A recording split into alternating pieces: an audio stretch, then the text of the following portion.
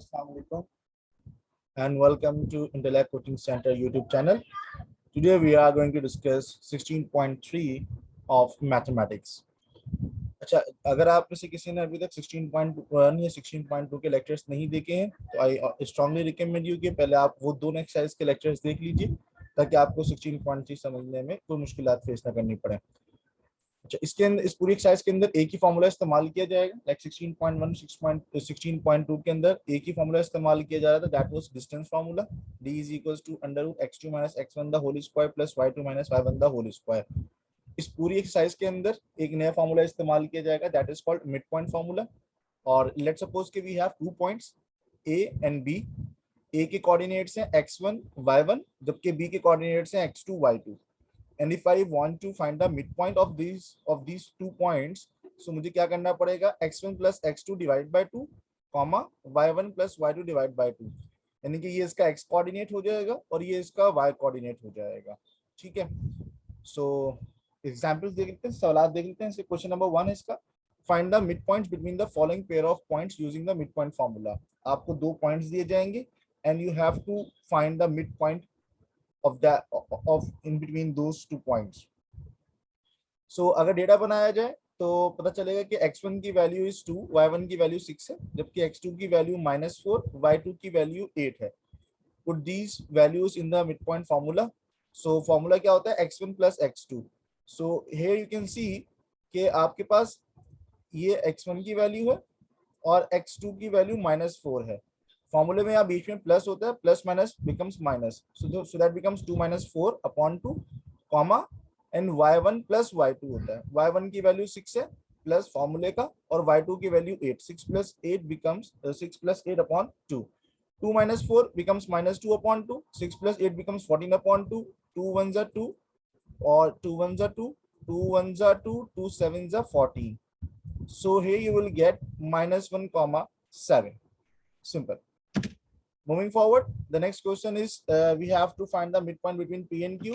As per the data, the value of x1 is -3, y1 is -1, x2 is 5, y2 is 2. Put these values in the midpoint formula and you will get the answer. इसमें याद रखिए कि answers हमें fractions में लिखने होते हैं, decimal में नहीं लिखने होते। लाइक 2/2 becomes 1, लेकिन 1/2 फर्दर डिवाइड नहीं हो सकता था, सिंप्लीफाई नहीं हो सकता था, तो हमने उसको एज इट इज लिख दिया। Alright, moving forward towards the next question, we have to find the midpoint between L and M. इसका डेटा बना है, so the value of x1 will be 0, y1 will be 6, x2 will be -8, while y2 is equals to 0. Substitute these values in the formula, so yes, you will get -4, 3. Moving forward towards the next question, और हाँ यहाँ पर square root भी आ गया है तो परेशानी की कोई जरूरत नहीं है। We have to find the midpoint between C and D. Data बना लीजिए, x1 is equals to 0, y1 is equals to 0, x2 is equals to 200√3, while y2 is equals to 400√3. Substitute these values in the midpoint formula.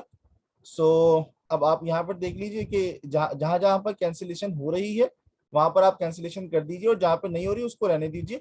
हमने points में answer नहीं निकालना होता, sorry. सो ये 2 1 जा 2, 2 1 जा 2, 2 से 2 कट गया, यहाँ पर 2 1 जा 2 एंड 2 2 जा 4. So you will get √3, 2√3. Simple. अच्छा, question number 2 is really interesting और इसको समझने की जरूरत है। कहते हैं कि find the centre of a circle whose end points of diameter are A and B. पहले तो जरा सर्किल को समझने की कोशिश कीजिए। सर्किल एक ऐसी ज्योमेट्रिकल शेप होती है जिसमें एक सेंटर पॉइंट होता है, और उस सेंटर पॉइंट की खासियत ये होती है कि सेंटर से लेके सरफेस के ऊपर मौजूद, यानी कि सर्किल के ऊपर मौजूद जितने भी पॉइंट्स होते हैं, सेंटर से लेके उन पॉइंट्स तक का डिस्टेंस सेम होता है, और इसको हम लोग आम अल्फाज में रेडियस कहते हैं। ठीक है, डायमीटर को समझ लीजिए। डायमीटर एक ऐसी लाइन होती है जो कि रेडियस से पास होकर गुजर रही होती है। अगर आप गौर करें तो आपको ये सर्किल दिख रहा होगा, और इस सर्किल के अंदर 2 एंड पॉइंट्स आपको दिए हैं डायमीटर के, और मान लेते हैं, सपोज कर लेते हैं कि मिड पॉइंट इसका ये रहा। ठीक है, तो इसका सेंटर पॉइंट ये रहा, तो आप कुछ समझ लीजिए, मतलब ये एक डायमीटर की लाइन है और वो इस तरह से कट कर रही है, मतलब आपस में मीट कर रही है, इसका हमें मिड पॉइंट निकालना है। एक और चीज होती है that is called chord. Chord एक ऐसी लाइन होती है जो कि सर्किल के किसी भी दो पॉइंट्स को आपस में मिला रही होती है। कॉर्ड में और डायमीटर में फर्क ये है कि डायमीटर सेंटर से पास हो रहा होता है, ठीक है। अच्छा, अब ए और बी आपको दो पॉइंट्स दिए हैं, -5,6 और बी दिया हुआ 3,-4 and you have been asked to find the centre of the circle. अब सेंटर आप कैसे मालूम करेंगे? इसका मिड पॉइंट मालूम करके। अगेन डेटा बना लीजिए, x1 की वैल्यू -5, y1 की वैल्यू 6, x2 की वैल्यू 3, y2 की value -4। Substitute these values in the midpoint formula and you will get answer as -1,1. Moving forward toward question number 3. This one is bit tricky और इसमें आपको थोड़ा सा फॉर्मूले को मैनिपुलेट करना पड़ेगा। सवाल है, the centre of a circle is 3,4 and one of its end point of the diameter is 4,6. Find the other point. इस मतलब आपको मिड पॉइंट इन्होंने दे दिया, जो सेंटर आपको दिया है this is actually mid point. तो आपको मिड पॉइंट दे दिया गया है और डायमीटर की एक साइड दे दी गई है, दैट इज 4,6, और आपसे कहा जा रहा है कि डायमीटर का दूसरा एंड पता कीजिए। तो अब अगर आप डेटा बनाएंगे तो इसमें आपको x1 और y1 की वैल्यू के साथ x2 y2 की वैल्यू नहीं दी हुई, बल्कि आपको x और y की वैल्यू दी हुई है, दैट इज 3,4, जबकि x1 की वैल्यू 4 है और y1 की वैल्यू 6 है। And what we are supposed to do, we have been asked to find the value of x2 and y2। अच्छा, फॉर्मूले में पुट कर लेते हैं। फॉर्मूला होता है x is equals to x1 plus x2 divided by 2 and y is equals to y1 plus y2 divided by 2। तो x की जगह पर मैंने 3 पुट कर दिए और you can see over there x की जगह पर मैंने 3 पुट कर दिया है, x1 की जगह पर 4 मैंने पुट कर दिया है, x2 मुझे मालूम करना है, डिवाइड बाय 2 फॉर्मूले का चल रहा है, उसको चलने दीजिएगा। यहाँ पर देखिए, here we used to have y और y की वैल्यू क्या है मेरे पास 4, y1 की value is 6, here we have 6 और I have been asked to find the value of y2, वो मैं मालूम कर रहा हूँ और अपॉन में 2 चल रहा है। सिंपल कैलकुलेशन है, यहाँ पे 2 डिवाइड कर रहा है, यहाँ पे आके मल्टीप्लाई करेगा, 2 3 द 6, 4 यहाँ पे प्लस कर रहा है, लेफ्ट हैंड साइड पे जाके माइनस करेगा, 6 - 4 becomes 2, so the value of x2 is 2। अच्छा, यहाँ देख लीजिए, यहाँ पे 2 डिवाइड कर रहा है, यहाँ पे मल्टीप्लाई करेगा, 4 2 8, 6 यहाँ प्लस हो रहा है, यहाँ पे माइनस होगा, 8 - 6 becomes 2, so the value of y2 is 2 as well. All right, moving forward towards question number 4. Question number 4 says a circle has a diameter between the points A and B. Find the center and radius of the circle. अब इस सवाल के दो parts हैं। एक part आप लोग पहले भी पीछे करके आ चुके हैं, यानी कि आपको डायमीटर के दो एंड पॉइंट्स गिवन है A and B and you have been asked to find the value of the centre. तो सेंटर आप पीछे मालूम करके आ चुके हैं, और जो कि आप मिड पॉइंट फॉर्मूले से मालूम करते हैं। हाँ, इसमें एक और एडिशन की गई है, that is called radius of the circle. We have also been asked to find the radius of circle. So पहले जैसे हमने मिड पॉइंट मालूम, सेंटर मालूम किया था with the help of mid point formula, वो मालूम कर लेते हैं। A and B have been given, तो आपको x1 y1 x2 y2 की वैल्यू गिवन है, मिड पॉइंट फार्मूला अप्लाई कीजिए, so you will get the answer of the centre and we have found out that the value of the centre is 4,5। अच्छा, मैंने पहले भी आपको बताया था कि एक ऐसा पॉइंट सेंटर से लेकर सर्किल के किसी भी पॉइंट तक का डिस्टेंस कहलाता है रेडियस, और उसकी खासियत ये होती है कि वो हर जगह सेम होता है। अब वो कहते हैं कि सर्किल पे उन्होंने आपको दो पॉइंट्स दिए हैं ए और बी, और सेंटर आपने मालूम कर लिया है। अब आप सेंटर से लेकर ए तक का डिस्टेंस मालूम कर लीजिए, या फिर आप सेंटर से लेकर बी तक का डिस्टेंस मालूम कर लीजिए, the answer will be same. आपको कोई एक मालूम करना है, दैट इज कॉल्ड रेडियस। सो मैंने यहाँ पे क्या किया हुआ है, मैंने यहाँ पर सेंटर और पॉइंट बी सपोज कर लिया है, और मुझे I have to find the distance. तो आपको याद होगा कि 16.1 और 16.2 के अंदर में डिस्टेंस फॉर्मूला पड़ा हुआ है, that is under D is equals to under root x2 - x1 the whole square plus y2 - y1 the whole square. और उसी फॉर्मूले के अंदर मैंने वैल्यूज को सब्स्टिट्यूट किया, सिंपल सी कैलकुलेशंस है। 11 - 4 becomes 5, 6 - 5 becomes 1, 7 का स्क्वायर becomes 49, 49 + 1 becomes 50, और आप 50 का स्क्वायर रूट मालूम करेंगे, सो यू विल गेट 5/√2। ये इसका रेडियस आ गया है। अच्छा, मैंने पॉइंट बी सपोज किया था, आप चाहें तो पॉइंट ए भी सपोज कर लें, तब भी आंसर सेम ही आएगा। Alright, let's move forward towards question number 5. This one is really interesting question, and the reason is that कि इसके अंदर आपको कोई डेटा दिया हुआ ही नहीं है। आपसे कहा गया है कि prove that a triangle is an isosceles triangle if and only if it has two equal medians। अब इसमें बहुत सारी टर्म्स आ गई हैं, उनको समझने की कोशिश कर लेते हैं। अच्छा जी, पहली बात तो ये है कि उन्होंने कहा कि प्रूव दैट अ ट्राइंगल, तो मैंने एक ट्राइंगल ड्रॉ कर दिया। और ट्राइंगल की कितनी साइड्स होती हैं? 3 साइड्स होती हैं। मैंने भी इसकी 3 साइड्स बना दी हैं। ये 3 वर्टिसेस हैं जिनको मैं इस रेड कलर से पॉइंट आउट करने की कोशिश भी कर रहा हूँ। अच्छा, अब आप गौर कीजिए कि ये पॉइंट कहाँ पर मौजूद है। ये पॉइंट मौजूद है ओरिजिन पे, और ओरिजिन एक ऐसा पॉइंट होता है जहाँ जिसकी जो कि 0,0 पे एग्जिस्ट कर रहा होता है। तो मैंने इसको नाम रख दिया है 0,0। अच्छा, अब अगर आप इस पॉइंट पे जाएं, मैंने मैंने इस पॉइंट का नाम रख दिया है बी, और इस वाले पॉइंट का नाम रख दिया है मैंने सी। अच्छा, बी पॉइंट पे अगर आप गौर करें तो इस पे जितनी भी वैल्यू है वो एक्स एक्सिस पे कुछ ना कुछ होगी, वाई तो कुछ है ही नहीं। ये देखिए ना, ये पूरा का पूरा एक्स एक्सिस पे लाया कर रहा है ये वाला पॉइंट। तो अब यहाँ पे होना चाहिए था a,0, लेकिन मैंने इसको सपोज किया हुआ है 2a,0, और उसकी वजह आपको बाद में समझ में आएंगी। आप इसको a,0 सपोज कर लें या 2a,0 सपोज कर लें, both make the same sense. बस 2a,0 सपोज करने से फायदा ये होगा कि आपका सवाल आसान हो जाएगा, आपके पास फ्रैक्शंस में वैल्यूज नहीं आएंगी। ठीक है, तो मैंने फिलहाल इसको 2a,0 सपोज कर लिया है। आई रिपीट अगेन कि अगर आप इसको a,0 भी सपोज कर लेंगे तब भी कोई मसले की बात नहीं है। अच्छा, आप सी पॉइंट की तरफ देखिए, तो सी पॉइंट के अंदर यहाँ पे x की भी कुछ ना कुछ वैल्यू होगी, और डेफिनेट सी बात है कि y की भी कुछ ना कुछ वैल्यू होगी।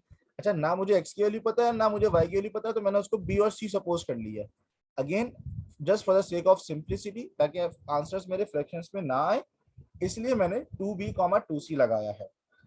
तो अभी तो मैंने ट्रायंगल बनाया है कि उन्होंने कहा था भाई एक ट्रायंगल है, तो राशि पता है कि ट्रायंगल के 3 वर्टिसेस होते हैं, वो 3 वर्टिसेस मैंने सपोज कर लिए हैं। अच्छा, अब आगे सवाल है, वो बोलते हैं कि हमें ये प्रूव करना है कि ये आइसोसेलेस ट्रायंगल है।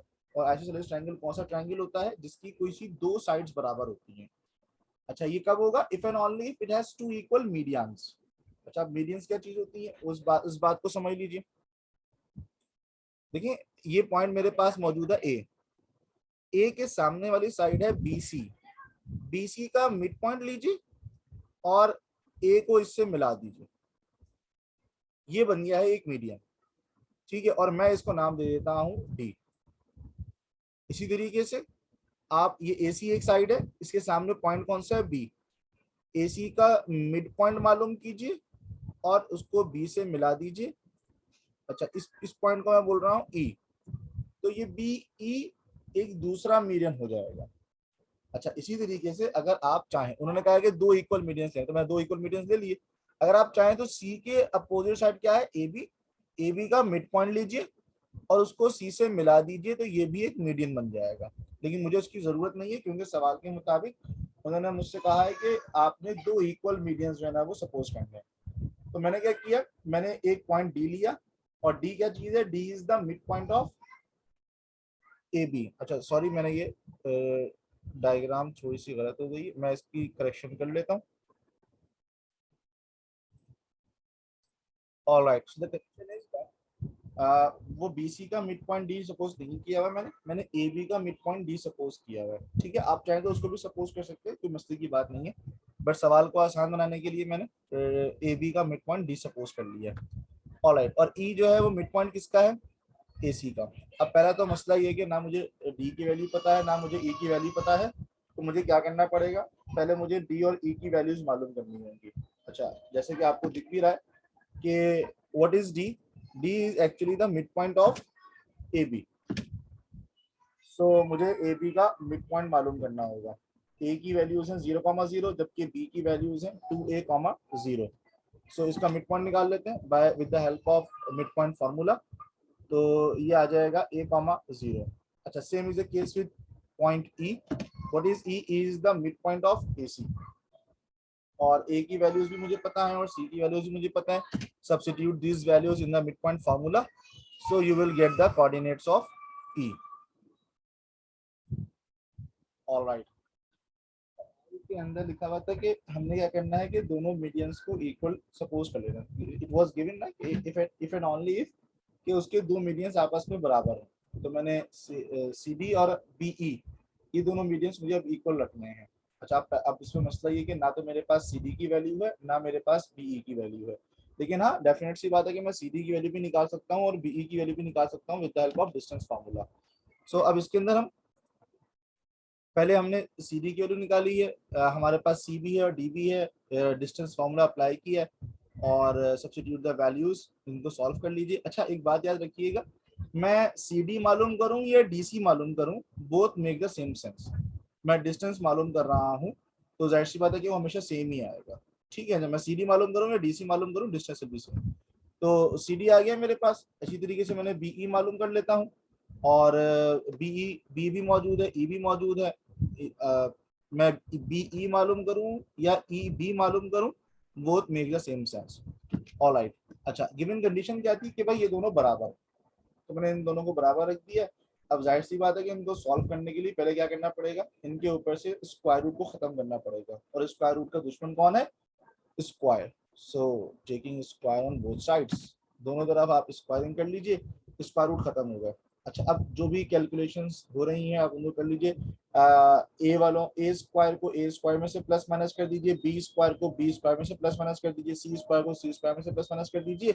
और अगर आप गौर करें तो माइनस का 4ab उल्टे हाथ पर भी है और सीधे हाथ पर भी है, इनको तो आप कैंसिल आउट कर सकते हैं। ठीक है। अच्छा, मूविंग फॉरवर्ड, मैंने क्या किया कि मैंने तमाम ए को एक तरफ कर लिया फॉर द टाइम बिंग, और सी बी स्क्वायर और सी स्क्वायर को एक तरफ कर लिया। तो 4b स्क्वायर माइनस का B square that becomes 3b square, 4c square minus का C square that becomes 3c square, और यहाँ से 4a square minus a square क्या बचेगा, 3a स्क्वायर। बहुत सिंपल है, मैंने चीजों को कुछ चीजों को लेफ्ट हैंड साइड से राइट हैंड साइड लेकर आया और कुछ को मैं राइट हैंड साइड से लेफ्ट हैंड साइड पे लेकर गया। अच्छा, अब तीनों में से कुछ कॉमन आ रहा है, 3 कॉमन आ रहा है, तो हम क्या करते हैं कि इस पूरी इक्वेशन को 3 से डिवाइड कर देते हैं। और 3 से डिवाइड करने के बाद मैंने एक स्टेप डायरेक्टली कर दिया कि जब मैं सबको 3 से डिवाइड कर दूंगा तो ये बन जाएगा B square plus C square is equal to A square. तो मैंने क्या किया, इस बी स्क्वायर को राइट हैंड साइड पे ले गया हूँ, तो the value of C square will be A square minus B square. इस वैल्यू को मैंने होल्ड कर लिए और अब मैं आगे चलता हूँ। अच्छा, अब करना मुझे क्या है, मुझे प्रूव करना है कि ये जो ट्राइंगल है ये आइसोसेलेस ट्राइंगल है। आइसोसेलेस ट्राइंगल को प्रूव करने के लिए हम पहले भी ये काम करके आ चुके हैं। मुझे 3 डिस्टेंसेस मालूम करने पड़ेंगे, ए बी मालूम करना पड़ेगा, बी सी मालूम करना पड़ेगा और ए सी मालूम करना पड़ेगा। मेरे ख्याल में ये 16.2 के अंदर हम लोग करके आ चुके हैं, आपको पता होगा। तो मुझे 3 डिस्टेंसेस मालूम करने होंगे, तो मैं ए बी मालूम करूंगा, ए सी मालूम करूंगा और बी सी मालूम करूंगा, और इन तीनों में से कोई सी 2 साइड्स बराबर आनी चाहिए। अगर ये 2 साइड्स बराबर आ गई, कोई सी भी 2 साइड्स, तो मैं ये कह सकता हूँ कि हाँ ये आइसोसेलेस ट्राइंगल है। अच्छा, ए सी ए भी गिवन है मेरे पास, सी भी गिवन है, मैंने इसका डिस्टेंस मैंने मालूम करने की कोशिश करी। अच्छा, आप एक्सप्रेशन के अंदर देखिए कि 4b square plus 4c square आ रहा है, तो मैं अभी सी स्क्वायर की वैल्यू मालूम करके आ चुका हूँ। सी स्क्वायर की वैल्यू क्या थी, A square minus B square. I just substitute this values, जहां पर सी स्क्वायर था वहां पर मैंने A square minus B square substitute कर दिया, और काटा पीटा खेला कूदा, आंसर आ गया है 2a। ये हो गया A C. The next is A B. You have been given the values of A and you have been given the values of B as well. Substitute these values in distance formula and you will get 2a. Wow, quite interesting कि पहला वाला भी 2a आया और दूसरा वाला भी 2a आया। अब हमने चेक ये करना है कि तीसरा वाला भी अगर 2a आ गया फिर ये आइसोसेलेस ट्रायंगल नहीं होगा बल्कि ये इक्विलेटरल ट्रायंगल होगा। So let's find it out. BC आ गया और मैंने वैल्यूज को सब्स्टिट्यूट कर दिया है। इसमें भी देखिए सी स्क्वायर आ रहा है, तो सी स्क्वायर की जगह पे मैंने सी स्क्वायर की वैल्यू सब्स्टिट्यूट कर दी है जो कि थी A square minus B square, और खेला कूदा काटा पीटा आखिर में आंसर आ रहा है 8a square minus 8ab। That can not be further solve. तो इसका मतलब ये हुआ कि ए बी की वैल्यू 2a है, ए सी की वैल्यू 2a है, लेकिन बी सी की वैल्यू है under root 8a square minus 8ab। और हमें ये बात पता है कि अगर किसी भी ट्रायंगल की 2 साइड्स बराबर हो तो उसे हम लोग आइसोसेलेस ट्रायंगल कहते हैं। एंड हमने ये भी यही प्रूफ कर दिया है कि ए बी और ए सी बराबर है, बट ये बराबर नहीं है बी सी के, तो इसलिए ये एक आइसोसेलेस ट्रायंगल है। आई होप कि आपको एक साइड समझ में आई होगी। If you have any question so you are most welcome to ask me. Thank you very much, see you in the next video.